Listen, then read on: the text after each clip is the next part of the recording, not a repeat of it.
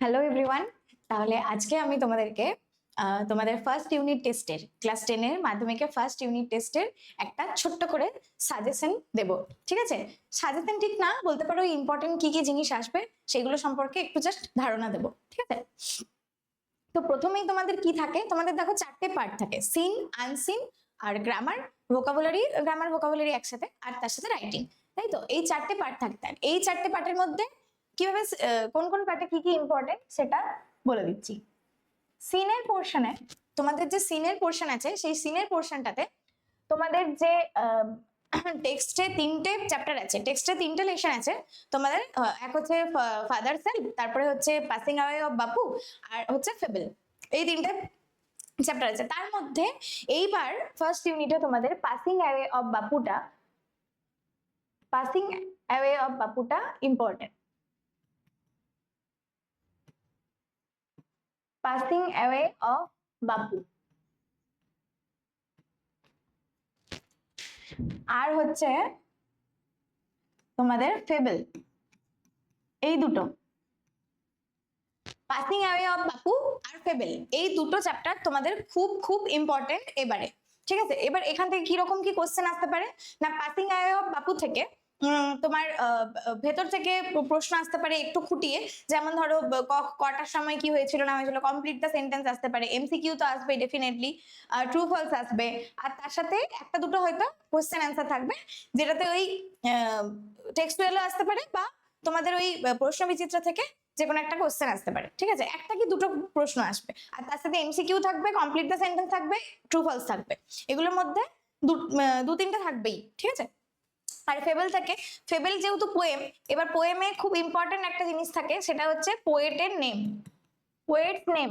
এটা কিন্তু তোমরা খুব ভালো করে মাথায় রাখবে, এইটা কিন্তু খুব ইম্পর্টেন্ট একটা জিনিস, যে পোয়েটস নেম, পোয়েটস নেমটা তোমরা ভালো করে মাথায় রাখবে, যে কোনো পোয়েমের ক্ষেত্রেই মাথায় রাখবে, ফেবেলের পোয়েটস নেমটা মাথায় রাখবে। আর যে কোনো এমসিকিউ, কে কার থেকে বড় ছিল, স্কুইরেলের ট্যালেন্ট ডিফারেন্ট ছিল কিনা, এই ধরনের কোশ্চেন গুলো খুব ইম্পর্টেন্ট। ঠিক আছে, আচ্ছা নেক্সট পোর্শন তোমাদের, নেক্সট তোমাদের যাচ্ছি আমি আনসিনের কাছে। সিন পোর্শনটা বোঝালাম কি কি ইম্পর্টেন্ট না ইম্পর্টেন্ট, এরপরে আনসিন। আনসিন তোমাদেরকে পুরোটাই করতে হবে প্র্যাকটিস। আনসিন কিন্তু পুরোটাই প্র্যাকটিসের উপর ডিপেন্ড করে, প্র্যাকটিস প্র্যাকটিস আর প্র্যাকটিস।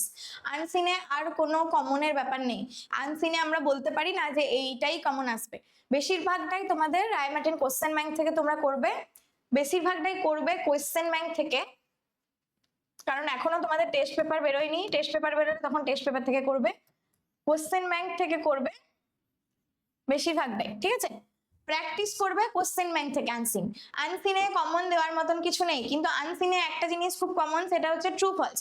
ট্রু ফলস কিন্তু তোমাদের আনসিন থেকে পড়বেই, আর আনসিন করার সময় খুব খুঁটিয়ে খুঁটিয়ে খুঁটিয়ে খুঁটিয়ে পড়ে সেখান থেকে অ্যান্সার করবে।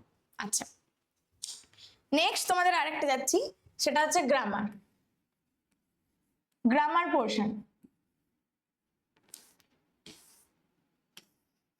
সেটা হচ্ছে গ্রামার।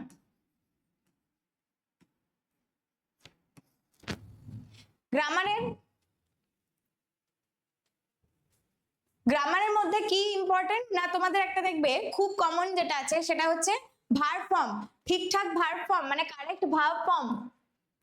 কারেক্ট ভার্ব ফর্ম তোমাদেরকে ফিল ইন দা ব্ল্যাঙ্কস এর মধ্যে বেশিরভাগ সময় দিয়েছে, কারেক্ট ভার্ব ফর্মটা খুঁজে বের করা। তার মানে এটা কি, কোন চ্যাপ্টারের আন্ডারে পড়বে, টেন্সের একটা পার্ট এটা, তাই তো।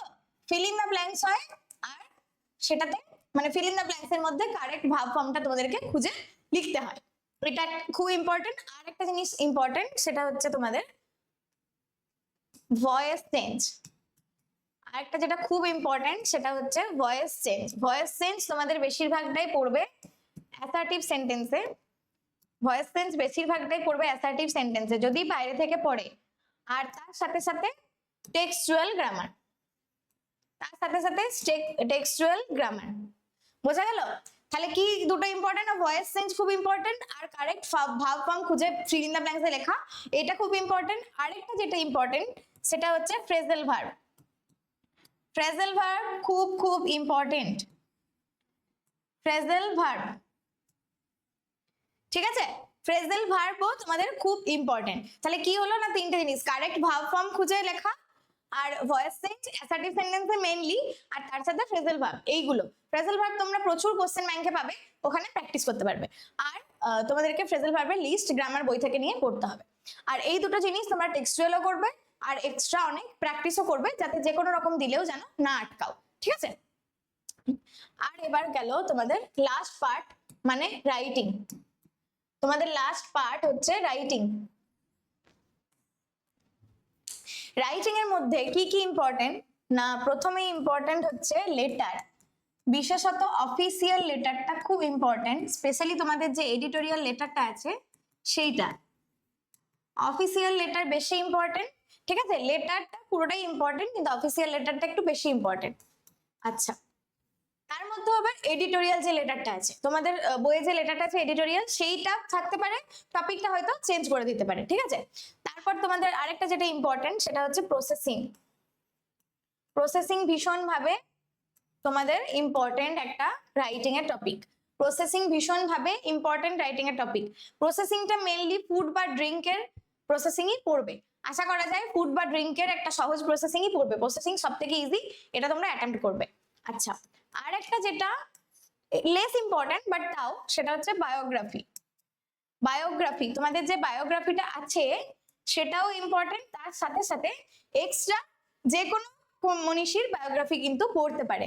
আর এইগুলোর সাথে সাথে তোমাদের টেক্সচুয়াল রাইটিং গুলো, টেক্সচুয়াল রাইটিং গুলো খুব ইম্পর্টেন্ট, ঠিক আছে? টেক্সচুয়াল রাইটিং গুলো অবশ্যই করবে, তার সাথে সাথে এক্সট্রা যেন করতে পারো, এক্সট্রা প্রসেসিং, বায়োগ্রাফি বা লেটার, অন্য টপিকের লেটার, অন্য টপিকের প্রসেসিং, এগুলো যেন করতে পারো, অন্য কোনো মনীষীর বায়োগ্রাফি, এগুলো যেন করতে পারো, সেটাও একটু খেয়াল রাখবে, ঠিক আছে? তাহলে তোমাদের এই জিনিসগুলো হচ্ছে খুব ইম্পর্টেন্ট, বা মানে ইম্পর্টেন্ট ফর ফার্স্ট সামেটিভ তোমাদের 2026-এ, ঠিক আছে? 2026-এ তোমাদের মাধ্যমিকের ফার্স্ট সামেটিভ যেটা হবে এপ্রিল থেকে, সেইটার জন্য এইগুলো খুব ইম্পর্টেন্ট, এই টপিকগুলো খুব ইম্পর্টেন্ট, ঠিক আছে? তো এই সাজেশনটা ফলো করবে, বা এই টপিকগুলো বেশি বেশি করে জোর দিয়ে পড়বে, এবং বাকিগুলোও পড়বে, তার সাথে সাথে এগুলো একটু বেশি জোর দেবে, তাহলে তোমাদের মোটামুটি এক্সাম খুব ভালো হবে, এক্সামের প্রিপারেশন খুব ভালোভাবে নাও। অল দ্য বেস্ট সবাইকে, টাটা।